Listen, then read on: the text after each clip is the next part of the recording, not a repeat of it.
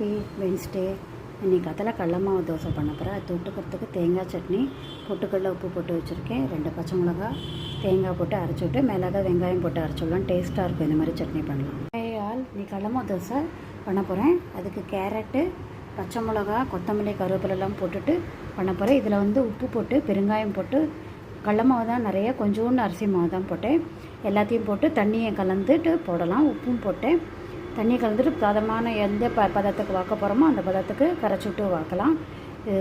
சூப்பராக டேஸ்ட்டாக இருக்கும். பேசன் சில்லான்ட்டு ஹிந்தியில் சொல்லுவோம். அதை ஹிந்திக்காராலும் பண்ண இந்த மாதிரி பதத்துக்கு கரைச்சி விட்டு பண்ணிக்கலாம். எவ்வளோ லேசாக வேணுமோ அது இந்த மாதிரி கரைச்சிக்கணும். ரொம்ப லேசாக இருந்தால் வாக்க வரது கஷ்டம். ஆனால் இந்த மாதிரி பதத்துக்கு கரைச்சி விட்டு வாத்தணும். இப்படி வாத்தோம்னா கரைச்சி தோசை எப்படி வாக்குறோமோ அப்படியே வாக்கணும். ஆர்டினரி தோசை வாக்குற மாதிரி வாக்கக்கூடாது. இதை ஒரு பக்கம் வெந்தவொடனே திருப்பி போட்டுட்டு இன்னொரு பக்கமாக வேக வச்சுட்டு எடுக்க வேண்டியதுதான். சூப்பரான கடல மாவு தோசை ரெடி எடுத்து இந்த மெத்தடில் பண்ணி பாருங்கள். டேஸ்ட்டாக இருக்கும். பார்த்துட்டு கமெண்ட் பண்ணுங்கள், சப்ஸ்கிரைப் பண்ணுங்கள்.